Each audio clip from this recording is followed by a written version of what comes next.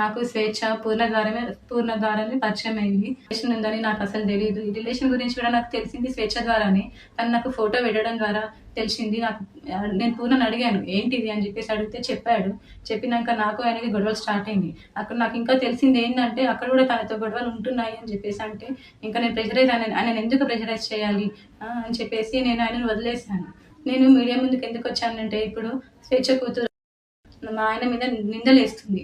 ఆ నిందలు నేను చూసి తట్టుకోలేక నేను వచ్చాను బయటికి. నా నా పిల్లలతో పాటే నా కూడా చూసుకున్నాడు. తనకి స్కూల్లో జాయిన్ చేశాడు. ఫీజులు కట్టాడు. నా పిల్లలకి బట్టలు తీసుకున్నప్పుడు ఆయన కూడా తీసుకునేవాడంట.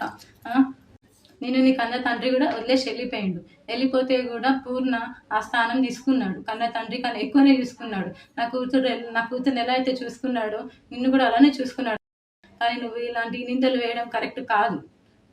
ఇంకా స్వేచ్ఛ కూడా చాలా నన్ను టార్చర్ పెట్టింది. ఈ విషయం తెలిసినాక కూడా నేను డిప్రెషన్లోకి వెళ్ళిపోతే నన్ను పూర్ణ కాశీకి తీసుకెళ్ళాడు. కానీ మైండ్ రిఫ్రెష్మెంట్ కోసం తీసుకెళ్తే అక్కడ కూడా ఫోన్ చేసి సతాయించింది. ఎందుకు తీసుకెళ్తున్నావు, ఆమె ఎవరని చెప్పేసి నువ్వు తీసుకెళ్తున్నావని సతాయించింది.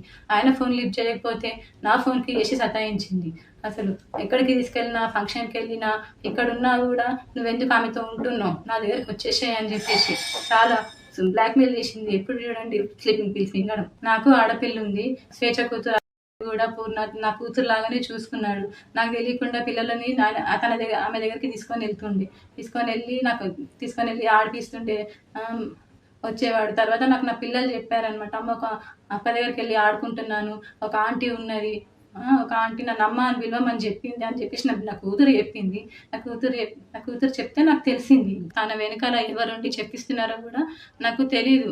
కానీ ఇవన్నీ చేయొద్దు. మా ఆయన మీద నాకు నమ్మకం ఉంది. ఆయన అంత చెడ్డ మనిషి కానే కాదు. ఇంత చేరదీసిండు నిన్ను మీ మమ్మీని ఇంత చేరదీసినా కూడా నా బతుకుని మీ మమ్మీ ఏం చేసిందమ్మా, తీసుకొని మమ్మల్ని రోడ్డు పాలు చేసేసింది. ఇప్పుడు నా జీవితము ఏంటి, నా పిల్లల భవిష్యత్తు ఏంటి? నాకు కోర్టు మీద నమ్మకం ఉంది. మా ఆయన నిర్దోషి. నేను ఆయనను ఎలాగైనా కాపాడుకుంటాను.